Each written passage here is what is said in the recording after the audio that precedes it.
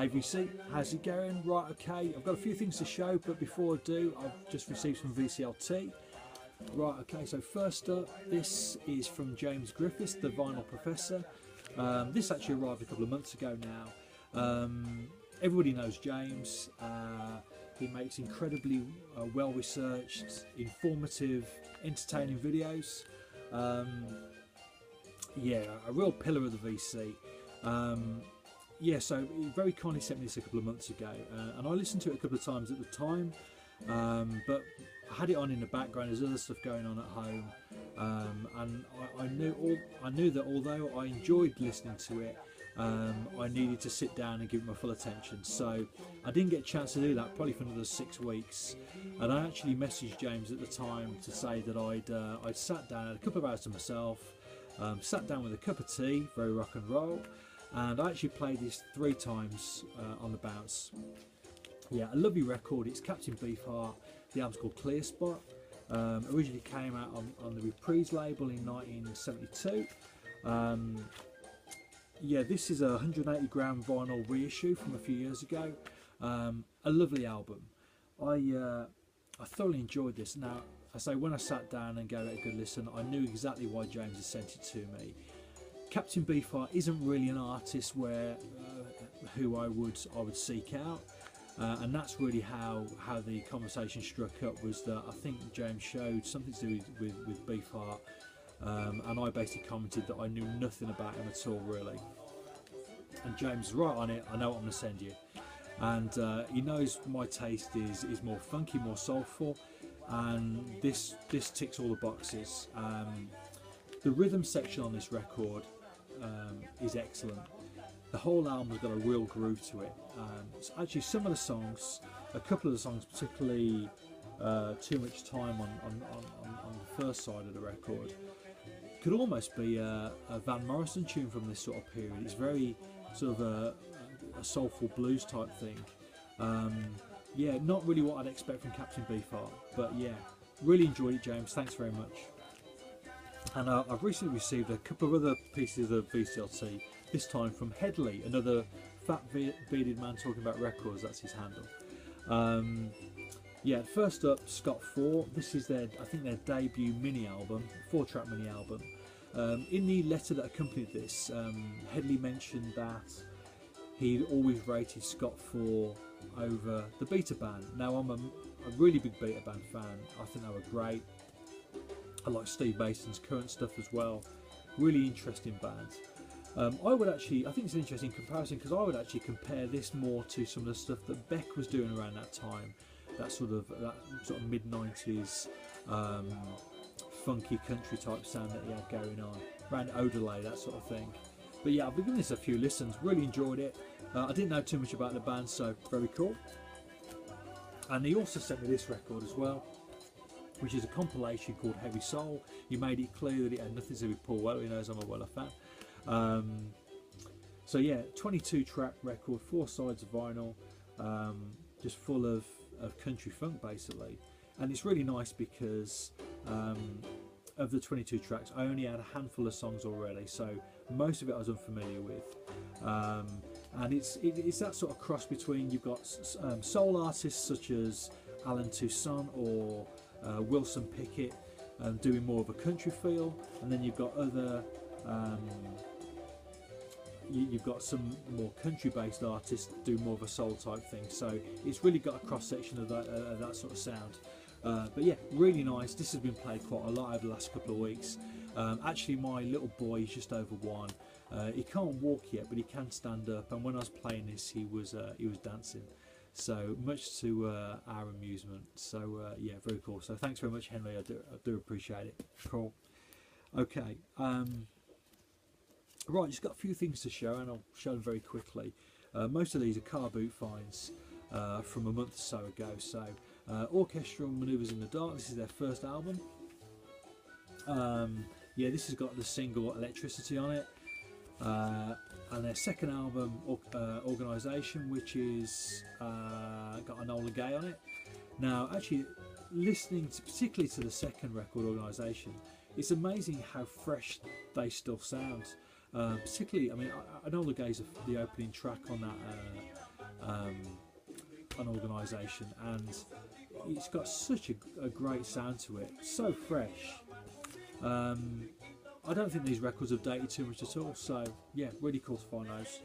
And a similar vein, Penthouse and Pavement by Heaven 17. I've owned this album in the past. I don't know where it's gone, I must have lent it to somebody or something, but I've also got the album after this, The Luxury Gap, which is a really nice record. I really like Glenn Gregory's voice, very distinctive.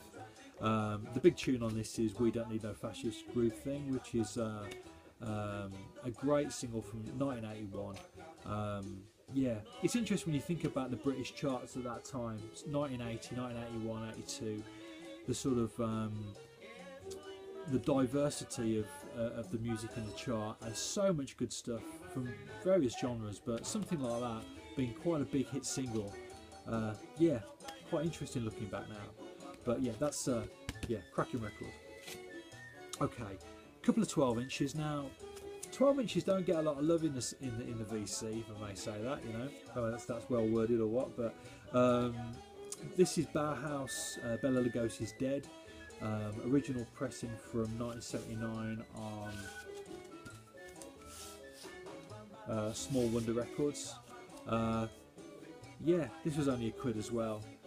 This is really nice. This is I think the best part of 10 minute, this version. But yeah, a great tune. Many of you will know this.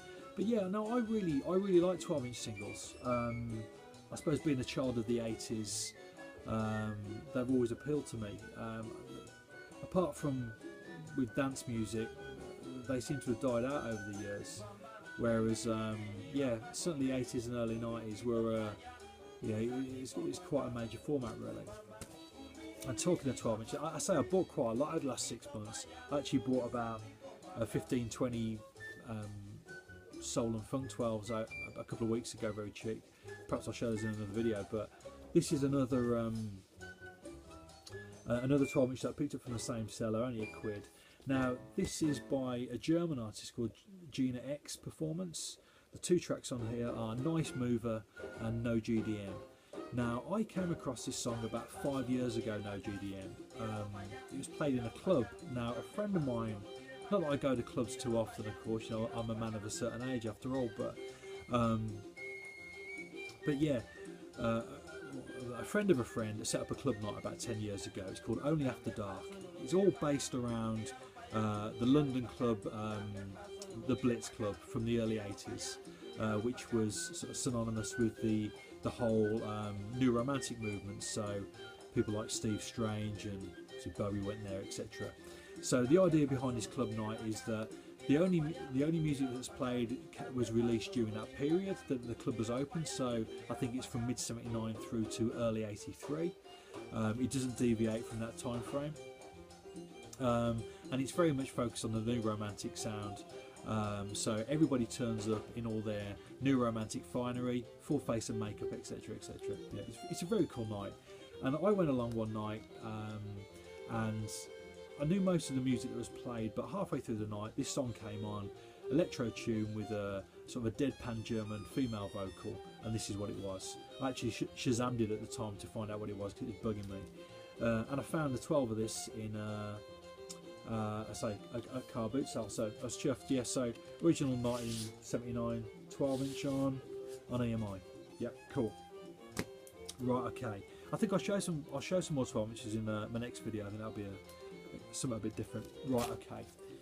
Also from a car boot sale, the first two albums, or the only two albums by the Pale Fountains. Some of you may know the band Shack. The main songwriter and vocalist in this band, Michael Head, formed Shack later on. A Liverpool-based band. These both came out on Virgin. The first album's called Pacific Street. The second one is called From Across the Kitchen Table.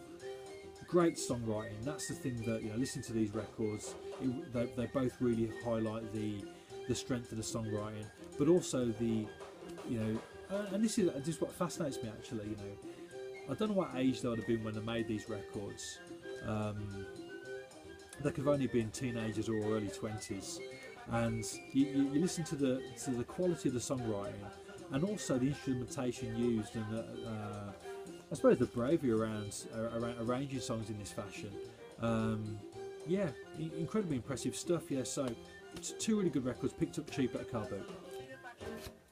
And the last one that I'll show, Robert Palmer, Secrets. Now Robert Palmer's an artist which doesn't get shown a lot in the VC. I've got a lot of time for these records that he put out in the late 70s, early 80s. I think he had quite a limited voice, but he used it very well. He was pretty much in the end a blue-eyed soul singer, the way that he used his voice. But he crossed that line, you know. So some of the songs have got a very funky feel, and they really work. But sometimes he crosses the line into a sort of an electro feel as well. He really did cover those 2 genres very well.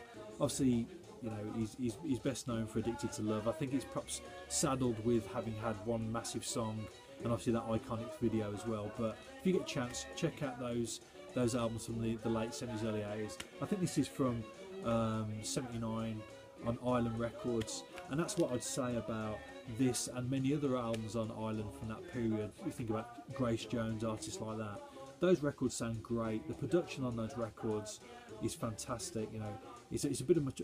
I think it's a golden period for Island Records, that late 70s, early 80s period. A lot of people will look back to the early 70s with the you know, with the Pink Island label, but for me, it's very much that late 70s, early 80s sound where you can factor in some of the reggae stuff as well, you know, Sly and Robbie, that sort of thing. So yeah, very cool.